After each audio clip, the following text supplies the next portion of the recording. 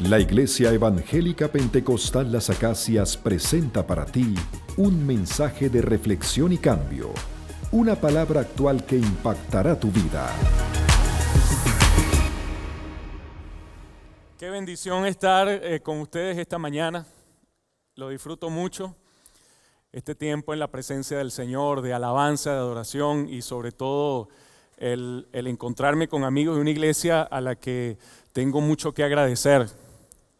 Estaba contando la pastora Nancy que unos años atrás, unos poquitos años, el seminario estaba aquí en la casita. La iglesia tenía los martes un tiempo de oración y era un tiempo maravilloso. Y mientras yo estaba en la clase, Marbeli, que es mi novia, calculen el tiempo, tenemos ya 20 años, era mi novia en ese tiempo. Ella tomaba un espacio para orar, para estar con los hermanos que estaban aquí. Y un día ella llegó bastante cargada, era un espacio de conflicto por el que estaba pasando. Y mientras estaba arrodillada allí, en ese espacio, lo hacían aquí, en este lugar de reunión muy cercano a la tarima, ella estaba llorando y alguien se acercó. Yo no estoy seguro porque no me lo aclaró si tenía los pantalones blancos o eran los zapatos que eran blancos, y le puso la mano en la espalda y le consoló en ese espacio de tiempo. Pero el caso fue que cuando ella se levantó y abrió los ojos, pues no había nadie allí. Una experiencia sobrenatural. Ella salió vivificada, estaba contenta, y yo lamenté mucho haber entrado a la clase, ¿no? Uno no lamenta, sentí que me perdí algo, que había algo especial. Dios les bendiga, hermanos, sigan siendo una iglesia que es una referencia con una responsabilidad importante en esta nación. Vamos a orar, vamos a darle gracias al Señor por esta mañana, por este día. Señor, tú eres bueno, tú eres santo, digno de ser adorado. Tu palabra dice, donde están 2 o 3 reunidos en tu nombre, ahí estás tú en medio de ellos. Y tú estás en este lugar, te mueves en este lugar, sanas las vidas, traes aliento, traes esperanza, traes fortaleza. Haces ver tu presencia en medio nuestro y tu presencia nos sana. La reflexión en tu palabra oramos que sea para la edificación de tu iglesia. Bendícenos, Señor, en el nombre de Jesucristo. Amén. Cada tiempo en la historia ha presentado un desafío diferente para la iglesia. Y cada desafío se enmarca en un contexto particular.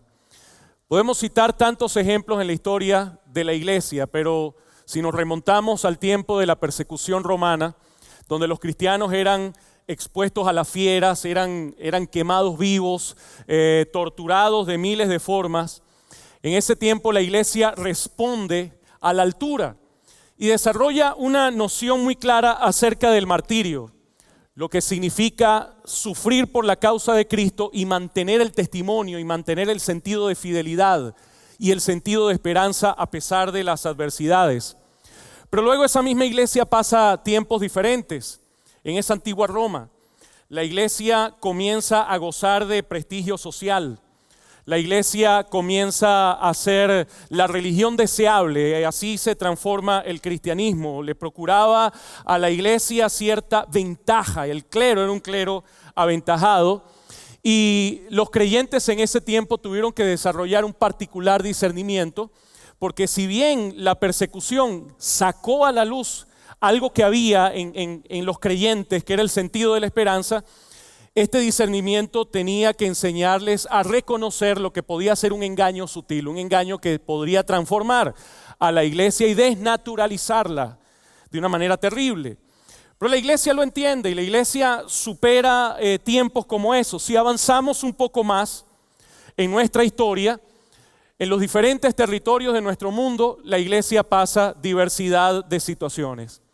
Están los países donde hay una hostilidad oficial, institucional, en contra de todo lo que se llama fe. Y venimos a representar los cristianos el 90% de los perseguidos en términos religiosos en el mundo.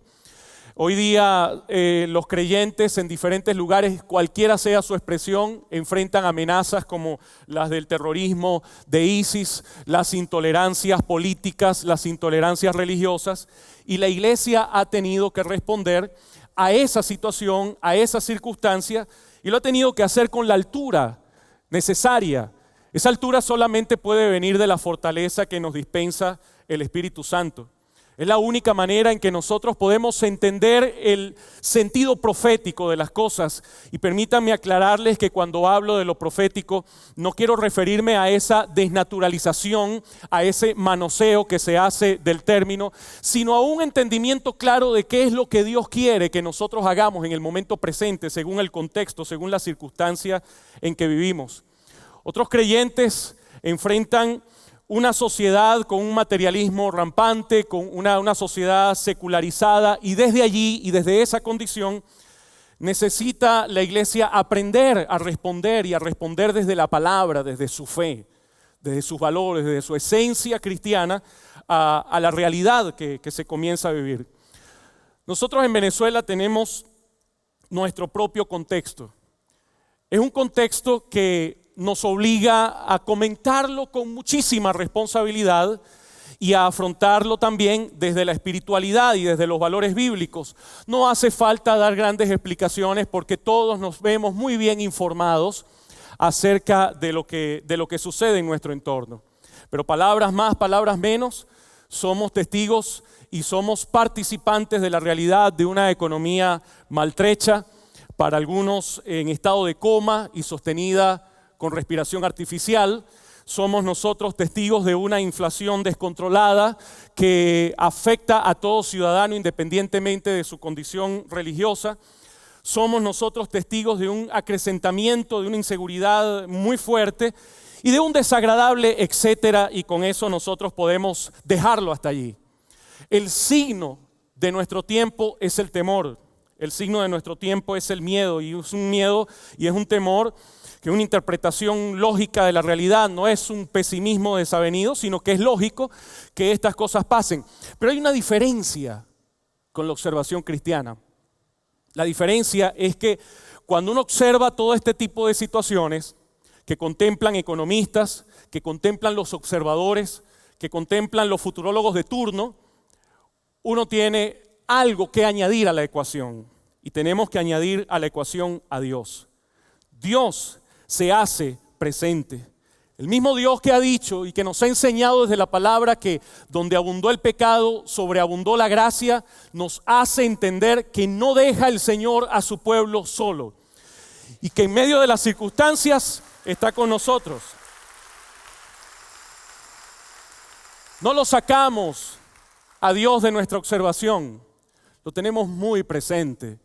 Y cuando comenzamos a entenderlo y a tenerlo más y más presente, entonces nuestra vida se fortalece. Nos sentimos amados por el Señor, sostenidos por el Señor, y con la seguridad de que nuestra confianza no depende de las circunstancias. No somos nosotros el resultado de las circunstancias, sino que somos llamados a fabricarlas, a elaborarlas desde la oración y desde la espiritualidad. Entonces, definitivamente el tiempo presente demanda que los creyentes podamos estar a la altura, que cumplamos nuestro rol, que hagamos lo que nos corresponde y que interpretemos la realidad desde donde nos corresponde.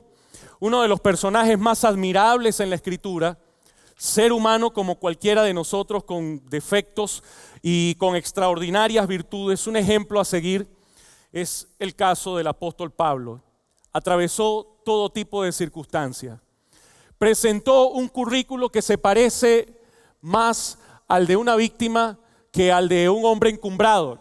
Cuando comenzó a decir mis condiciones, mi valía como apóstol, es que he sido perseguido, es que he pasado necesidad, es que he mantenido la fidelidad, es que he pasado aquí y allá, y comienza el apóstol Pablo a describir parte de lo que es su autoridad para presentarse ante los creyentes como alguien que ha sido llamado por el Señor. Y este hombre que pasa todo tipo de circunstancias nos habla de una que desde mi punto de vista es un espejo de el llamado que Dios nos hace en la condición actual.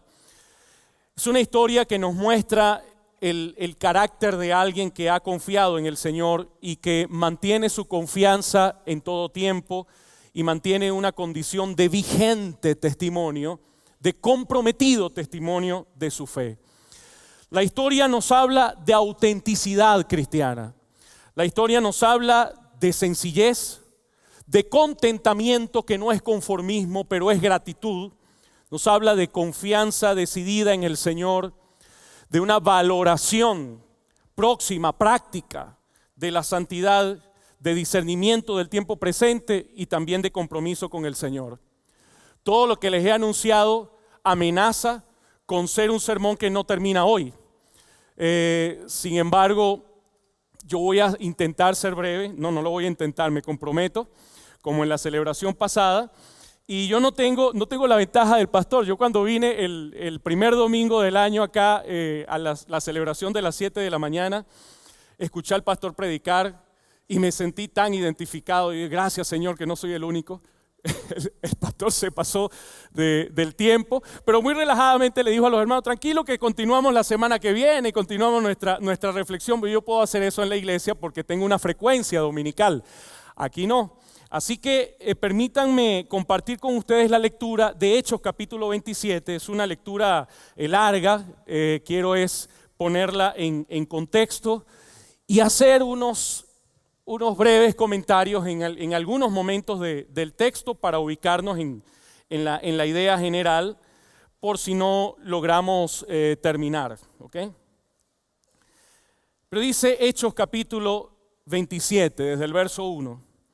Quiero que vean en esto el espejo de una sociedad, el espejo de una familia, el espejo de una nación, de una vida que se parece a un barco, pero no es un barco, porque las alegorías no siempre son perfectas, pero tienen mucho que decirnos. Y dice la palabra: cuando se decidió que habíamos de navegar para Italia, entregaron a Pablo y algunos otros presos a un centurión llamado Julio de la compañía Augusta, y embarcándonos en una nave adramitena que iba a tocar los puertos de Asia, zarpamos estando con nosotros Aristarco, macedonio de Tesalónica. Fíjense la identidad del apóstol Pablo, que aquí se asume preso, y él se asumirá también más tarde como preso del Señor, siervo de Cristo, entre otras automenciones. Verso 3. Al otro día llegamos a Sidón y Julio, tratando humanamente a Pablo, le permitió que fuese a los amigos para ser atendido por ellos. Y haciéndonos a la vela, desde allí navegamos a Sotavento de Chipre, porque los vientos eran ¿qué? Eran contrarios. Si tienes vientos contrarios, pues ya tienes una advertencia, tienes un anuncio de que no deberías moverte. Pero aquí continúa toda una épica adversidad y terquedad humana. Dice el verso 5: habiendo atravesado el mar frente a Sicilia y Panfilia, arribamos a Mira, ciudad de Licia, y hablando allí el centurión, una nave alejandrina que zarpaba para Italia, no se embarcó en ella, navegando muchos días despacio y llegando a duras penas frente a Gnido, porque nos impedía el viento. Navegamos a Sotavento de Creta frente a Salmón. Y continúa la terquedad en la toma de rutas con condiciones adversas. Verso 8: y costeándola con dificultad llegamos a un lugar que llaman Buenos Puertos, cerca del cual estaba la ciudad de Lasea. Cuando llegamos a los buenos puertos, a pesar de las advertencias, entonces eso a veces lo que genera es el crecimiento de la soberbia, porque no vimos consecuencias de las cosas que estamos haciendo. Y eso nos da un espíritu más intrépido, que vamos a ver aquí. El verso 9 dice: y habiendo pasado mucho tiempo y siendo ya peligrosa la navegación, por haber pasado ya el ayuno, Pablo les amonestaba diciéndoles: varones, creo que la navegación va a ser con perjuicio y mucha pérdida. Este camino por el que se están metiendo les va a traer un problema futuro. Va a dejar al barco con pérdida, no solo del cargamento y de la nave, sino también de las personas. Esto pone en riesgo la vida. Aquí encontramos interesantemente a Pablo que cumple su deber profético, que incluye el hecho de advertir, el hecho de hablar desde el corazón de Dios al corazón de gente que tiene que ser advertida para caminar con un sentido de prudencia.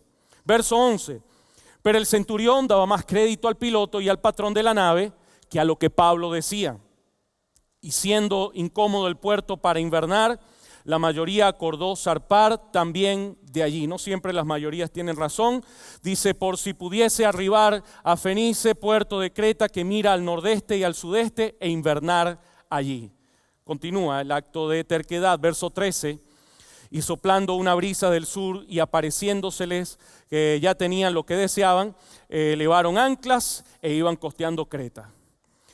Pero no mucho después dio contra la nave un viento suave y apacible. ¿No? ¿Cómo era el viento? Un huracán. Dice que se llama Euroclidón. Es una cosa, una tormenta de proporciones mayores. Y siendo arrebatada la nave y no pudiendo poner proa al viento, nos abandonamos a él y nos dejamos llevar. Y habiendo corrido a sotavento de una pequeña isla llamada Cluda, con dificultad pudimos recoger el esquife. Y una vez subido a bordo, usaron de refuerzos para ceñir la nave y teniendo temor de dar en la sirte, arriaron las velas y quedaron a la deriva, botados en el mar. Es una tragedia. Verso 18, pero siendo combatidos con una furiosa tempestad, al día siguiente empezaron a lijar y al tercer día con nuestras propias manos arrojamos los aparejos de la nave. Este es el tipo de situación en que cuando no escuchamos la voz expresada en palabras, a veces vamos a escuchar la voz expresada en las tragedias. A ver si nos volvemos a Dios y al sentido de la prudencia. Verso 20. Y no apareciendo ni sol ni estrellas por muchos días y acosados por una tempestad no pequeña, ya habíamos perdido toda esperanza de salvarnos. Pablo se siente involucrado en esta pérdida de la esperanza. Pablo no está diciendo, bueno, nos vamos a hundir, pero yo estoy tranquilo porque no va a pasar nada. No, hasta este punto, Pablo dice, nosotros perdimos la esperanza. Esto se lo llevó quien lo trajo. Se acabó el cuento, colorín colorado. No hay nada que buscar. Esa pérdida de la esperanza, esa dificultad llega a tocar a todos. Es una cosa que afectó a todos. Hay momentos donde las grandes pruebas han tocado de pronto a un grupo de personas. Ustedes no sé si recuerdan la historia en el Éxodo. El Señor preservó a su pueblo a pesar de todo lo que sucedía en el entorno. Una cosa diferente. Y los preservó a ellos. Pero hay situaciones donde somos humanamente acompañados todos, pero hay percepciones diferentes según la realidad de la fe. Pablo entonces no está pensando en un positivismo presuntuoso. Él está evaluando la realidad como es. Pero el verso 21 nos presenta un cambio. ¿Pueden mirarlo, por favor? Entonces Pablo, como hacía ya mucho que no comíamos, puesto en pie en medio de ellos, dijo, habría sido como cierto conveniente, oh varones, haberme oído y no zarpar de Creta tan solo para recibir este perjuicio y pérdida. Es una de las palabras que uno no quiere escuchar. No sé cuántas veces a usted le han dicho, yo te lo dije. Hace años te lo dije. Y uno no quiere escuchar eso. A mí no me gusta particularmente cuando me dice, yo te lo dije. Porque parece que la cosa ya no tiene remedio. Pero, verso 22, Pablo no se quedó en el yo te lo dije. No se quedó en las evaluaciones. Pasó algo entre el verso 20 y el verso 21. Dice, pero ahora os exhorto a tener buen ánimo, pues no habrá ninguna pérdida de vida entre vosotros, sino solamente de la nave. Esto no es una presunción. Pablo supo algo que antes no sabía. Eso que Pablo supo es resultado de la oración. Es resultado de haber buscado al Señor en el momento de la crisis. Y después de ese buscar al Señor, hay algo nuevo que tiene que decir. Y una palabra esperanzadora que es resultante de hablar con Dios. Entonces dice, no va a haber pérdida, pero les exhorto a tener buen ánimo, pues no habrá ninguna pérdida de vida entre vosotros, sino solamente de la nave. Porque esta noche ha estado conmigo el ángel del Dios de quien soy y a quien sirvo. Aleluya.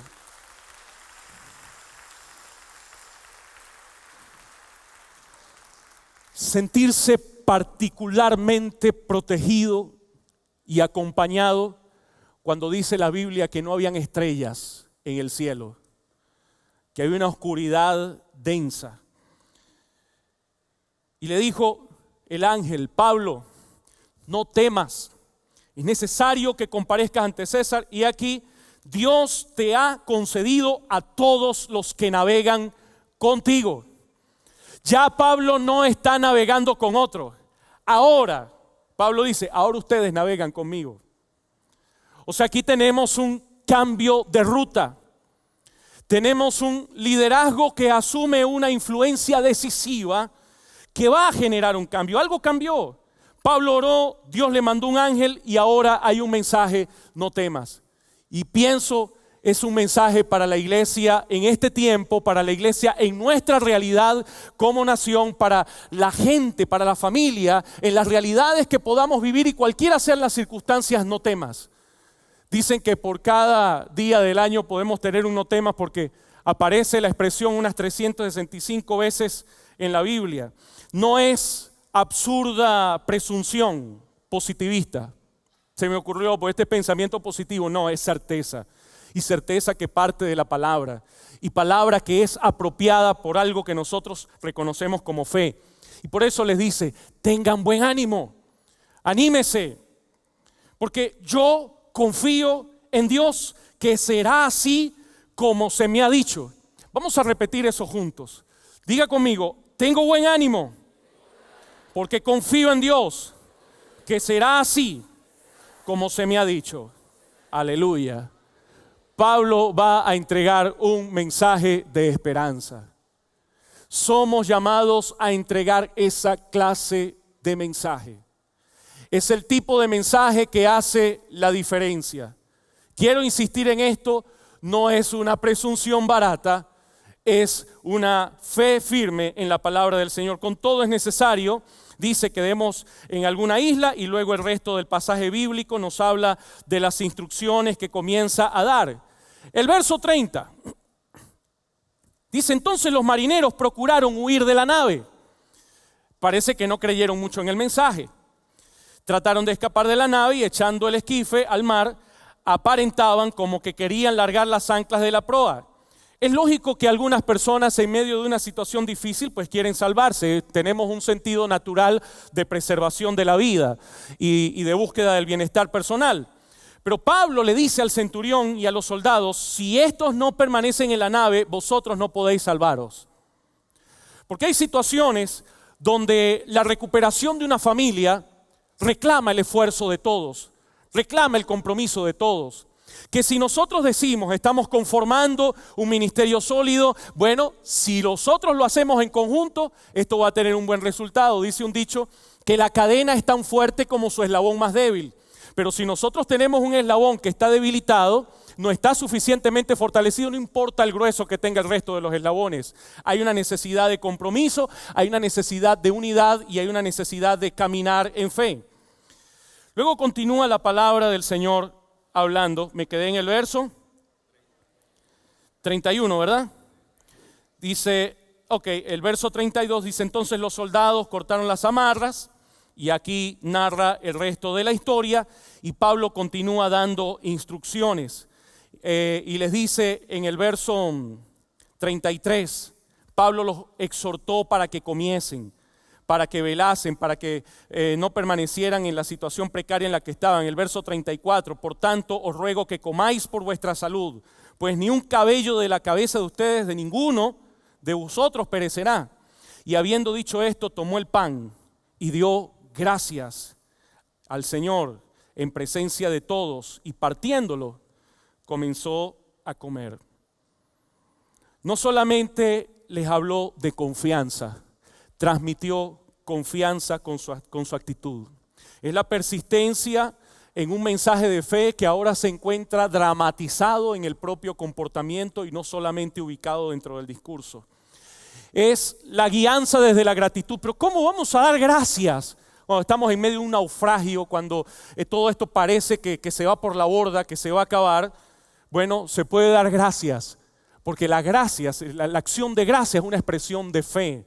Es una expresión que ubica una expectativa en la obra que el Señor hará, basada en las propias promesas del Señor. Y lo demás nos habla de los sacrificios necesarios. Va a tener que hacer un sacrificio y les manda en el verso 38 a lanzar el trigo por la borda para poder aligerar la nave. Y aquí pues todo lo que nosotros tenemos, eso y de ahí en adelante es toda una historia. ¿Qué es esta historia?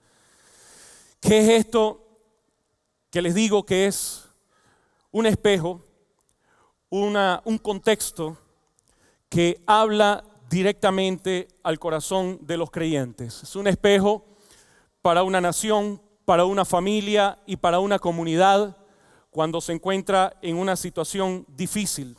Hoy yo quisiera enfocar muy particularmente el caso del apóstol Pablo y el carácter que va a manifestar este hombre en medio de una situación trágica. Primero, lo que tenemos es este testimonio de identidad y de conciencia, de propósito y destino. ¿Quién soy en el Señor? ¿Soy alguien que va a vender sus principios? ¿Soy alguien que se va a adaptar convenientemente a la situación? ¿O soy alguien que puede hablar la palabra que tiene que hablar aun cuando ella se pueda tildar de incómoda, de complicada? Pero así fue hablada por el apóstol Pablo cuando hace una advertencia, porque era su deber. Y es el deber del creyente, sin presunciones, sin complejos de superioridad moral ni de ningún tipo, poder comunicar la advertencia de la palabra del Señor con humildad, con mansedumbre, para que ésta pueda ser obedecida y de esa manera tomar las precauciones necesarias en la vida. Identidad, propósito y destino. Pero un testimonio de oración. ¿Y por qué tan importante la oración? Nosotros escuchamos tanto acerca de la oración y a veces uno escucha más de lo que en realidad practica. Pero esta oración significa cambio. La oración nos cambia.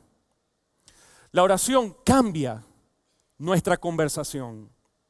Si esa oración es una oración que parte de la fe. La oración nos enseña. Cuando Jesús vio las multitudes que estaban desamparadas y dispersas como ovejas que no tenían pastor, no los mandó a evangelizar. Por supuesto les dijo que evangelizaran, pero no antes de decirle, oren al Señor de la mies para que envíe obreros a su mies. ¿Por qué tienen que orar para que Dios envíe obreros a su mies? Porque quizás cuando estamos orando, Señor, envía obreros a tu mies, entonces en ese momento me entero de que, oye, como que yo también puedo ir, ¿verdad? Como que también mi propio corazón es sensibilizado en el propio acto de la oración. Y eso es lo que hace la oración. Nos cambia, nos renueva, nos transforma, primero a nosotros. Primero hace algo en nuestra vida. Pero la oración nos ubica objetivamente como colaboradores de Dios, según 1 Corintios 3:9, que así nos llama, colaboradores de Dios. Y colaboradores en algo mucho más complejo que lo personal. Porque cuando oramos, empezamos a creer que la oración puede moldear la historia. Hay cosas que Dios quiere hacer. Hay cosas que Dios quiere hacer en tu vida, hay cosas que Dios quiere hacer en la iglesia, hay cosas que Dios quiere hacer en la comunidad o en la nación. Pero Dios ha ligado el cumplimiento de su voluntad a la oración de su pueblo. No va a hacer nada el Señor sin que nosotros hayamos orado por eso, porque es el mecanismo que Dios decidió usar.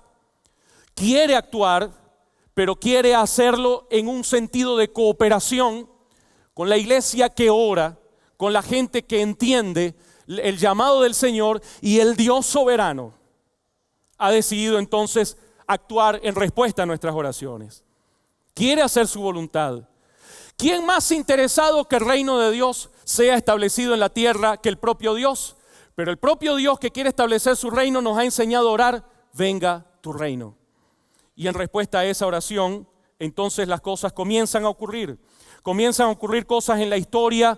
Si oramos y oramos persistentemente, comienza el Señor a cambiar el entorno. ¿Qué otra motivación nosotros podríamos necesitar para aprender que este es un ejercicio humano y es el más importante de todos? Dios, y escúcheme bien, Dios quiere hacer cosas nuevas en respuesta a tu oración. Está esperando tu oración. Te está esperando en el lugar secreto y te está esperando en el lugar de la comunidad para que con fe, con confianza te acerques al trono de la gracia. Él es el santo, Él es el sublime, Él es el eterno, pero también es nuestro Padre. Celebramos que es nuestro Padre, que nos ama. Por eso nuestras mejores energías deberían dedicarse a la más sagrada de las tareas, que es al tiempo de la comunión con el Señor. Por otra parte, este es un testimonio genuino de compromiso profético. Y ya les referí que el apóstol Pablo, sin duda, sin ambages, se dirige a la gente y habla lo que tiene que hablar y lo hace con toda confianza porque a eso fue llamado por el Señor. Y hay una cosa importante sobre la cita de la Biblia y sobre la cita de los textos bíblicos. Y es que este hombre que está hablando no es cualquier hombre. Pienso que los versículos bíblicos dichos irresponsablemente y fuera de su contexto, aun cuando sean versículos bíblicos dichos desde la boca equivocada, son una profanación a la palabra de Dios. Pero dichos desde la rectitud y desde la realidad de la comunión con el Señor, son palabra viva y palabra vivificante que toca el alma, que toca el espíritu. Usted tiene esa autoridad por el simple hecho de que hemos sido perdonados por el Señor, hemos sido llamados por Él y sin que nosotros lo mereciéramos nos ha traído de las tinieblas a su luz admirable y nos ha convocado el Señor para dar testimonio vivo de esa fe.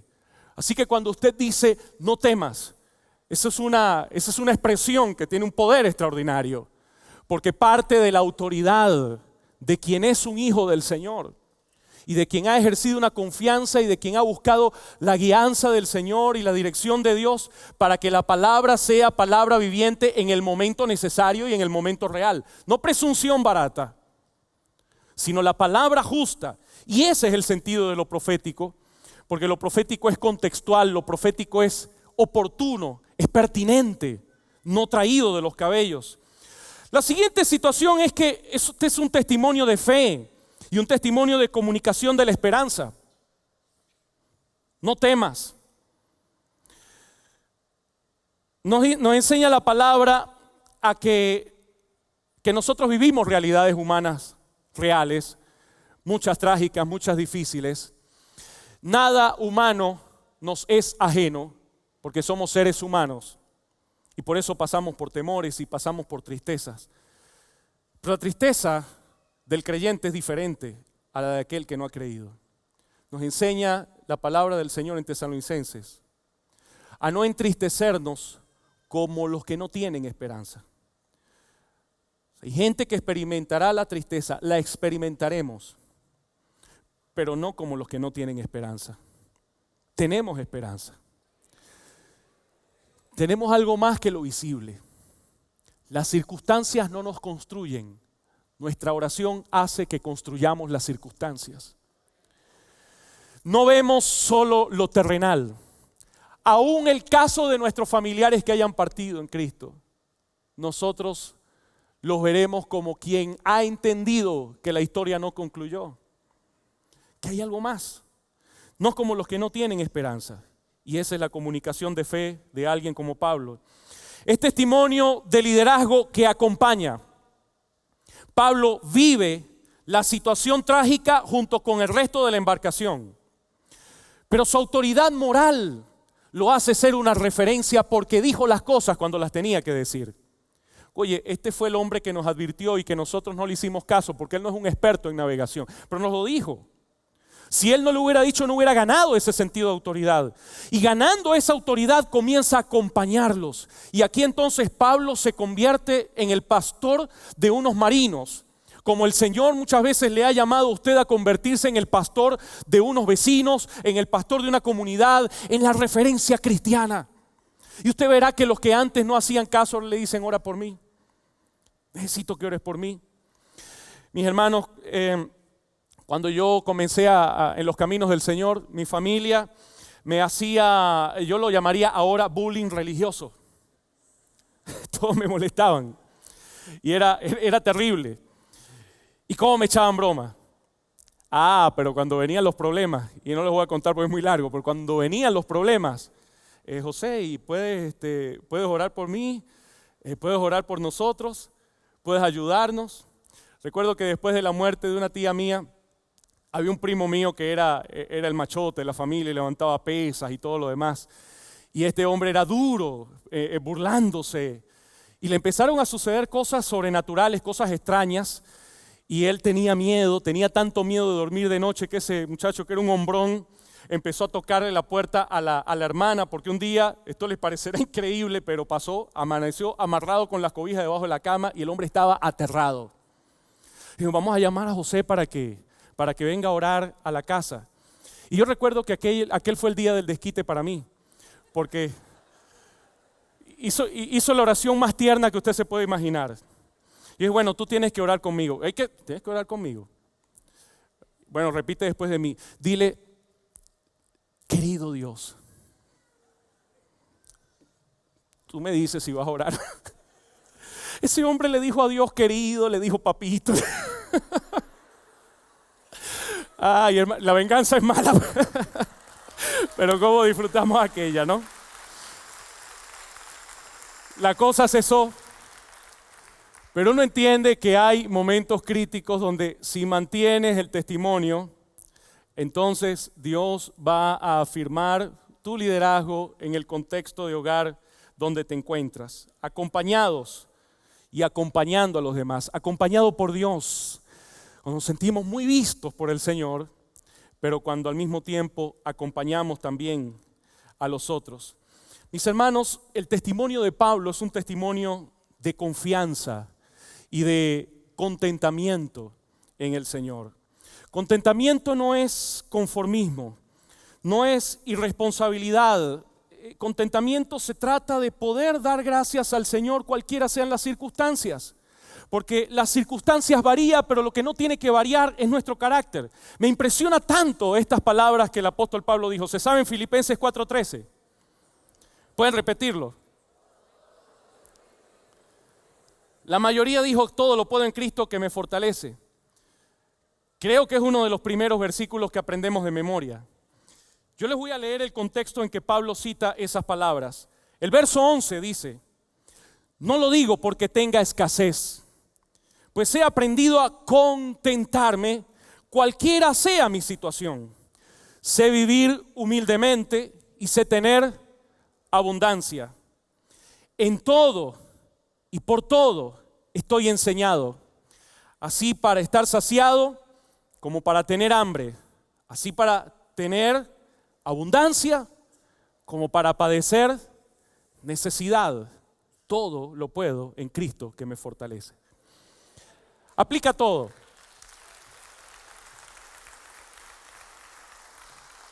A todo aplica, todo lo puedo en Cristo que me fortalece, pero su contexto es otra cosa. Su contexto es saber contentarme cuando tengo mucho, o saber contentarme y agradecer al Señor cuando tengo poco. Ser fiel cuando soy bendecido y ser fiel cuando las circunstancias llegan a ser adversas. Amar al Señor cuando hay, amar al Señor cuando no hay. Y cuando tengo este sentido de contentamiento en el Señor, experimento una genuina libertad. Mi conversación tiene que cambiar. Yo no puedo andar en chismes, no puedo andar en murmuraciones, porque una nueva autoridad se va a posar en mi vida. No voy a estar apasionado por los deseos circunstanciales, ni me voy a dejar gobernar por las extravagancias de turno. Voy a confiar al Señor y en el Señor, en lo que tengo o en lo que no tengo. Voy a poner al Señor en primer lugar. Voy a entender que no son los medios de comunicación los que me dicen qué tengo que comprar, qué tengo que hacer, cómo tengo que vivir. Voy a entender que no es la cultura cotidiana, que no es la moda de turno lo que me va a guiar, sino que es el Señor. No voy a dejar de usar cosas o usarlas solo por razones psicológicas, sino que voy a entender la utilidad de las cosas, lo genuino del caminar. No voy a permitir que sea la cultura la que me diga de qué me tengo que avergonzar o qué es lo que no me tiene que gustar. No va a ser esa psicosis moderna que hace que uno no pueda apreciar el valor del desprendimiento cuando esto tiene que ocurrir. Va a ser la Biblia, va a ser la palabra del Señor. Y esa palabra del Señor tiene tanto que decirnos. Mis queridos hermanos, debo culminar. Quiero pedirles que estemos de pie por un momento. Les indico las palabras de Jesús. No os afanéis por vuestra vida. ¿Qué habéis de comer? ¿Qué habéis de beber? Ni por vuestro cuerpo, ¿qué habéis de vestir? ¿No es la vida más que el alimento y el cuerpo más que el vestido? Miren las aves del cielo, no siembran, ni ciegan, ni recogen en graneros, y vuestro Padre Celestial las alimenta. ¿No valen mucho más ustedes que ellas? ¿Quién de vosotros podrá, por mucho que se afane, añadir a su estatura un codo? Y por el vestido, ¿por qué os afanáis? Considerad los lirios del campo, cómo crecen, no trabajan ni hilan, pero os digo que ni aun Salomón con toda su gloria se vistió como uno de ellos. Y si la hierba del campo que hoy es y mañana se echa en el horno, Dios la viste así, ¿no hará mucho más con vosotros, hombres de poca fe? No os afanéis diciendo qué comeremos o qué beberemos o qué vestiremos, porque los gentiles buscan estas cosas, pero vuestro Padre Celestial sabe que tenéis necesidad de todas estas cosas. Mas buscad primeramente el reino de Dios y su justicia, y todas estas cosas serán añadidas. Señor, te amamos con todo el corazón. Ayúdanos a discernir los tiempos presentes y a ser fieles a ti en todas las circunstancias de nuestra vida. Rendimos ante ti nuestras cargas y nuestras ansiedades. Todo lo ponemos al pie de la cruz. Y oramos para que nuestra fe sea fortalecida y el testimonio de tu palabra pueda brillar. Señor, tantos necesitan conocerte. Queremos ser evangelistas, gente que comunique a otros la fe. Guíanos y ayúdanos. Te lo pido en el nombre de Jesucristo. Yo quiero pedirle que ponga sus manos ahí cerca de su pecho, en su pecho, y en un sentido de recogimiento espiritual, hable usted con el Señor. Hay personas en este lugar que tienen una conciencia clara de que Dios les está llamando y que necesita acercarse al Señor, que necesita conocer a Cristo, y otros que reconocen que necesitan reconciliarse con Dios. Yo quiero guiarle en una palabra de oración, y aunque yo le guío en las palabras, usted va a poner su propio corazón en esta oración. Dígale esto al Señor. Dile: gracias, Señor, porque tú me amas. En la cruz del Calvario se hizo el sacrificio más grande por mí. Creo en el milagro de la resurrección de Cristo. Y hoy reconozco mis pecados. Dile: Señor, reconozco que te necesito. Perdóname. Quiero caminar contigo. Hoy confieso con mi boca, creo con mi corazón que Jesucristo es el Señor. Dile: por tu Espíritu Santo, ven a vivir a mi casa, ven a vivir a mi corazón. Haz de mí la persona que tú quieres que yo sea. Escribe mi nombre en el libro de la vida. Dame el regalo de tu salvación. Yo quiero amarte, quiero servirte, quiero caminar contigo ahora y siempre. Fue el mensaje de la palabra de Dios de la Iglesia Evangélica Pentecostal Las Acacias. Si deseas adquirir este material, puedes llamar al teléfono 213-7031.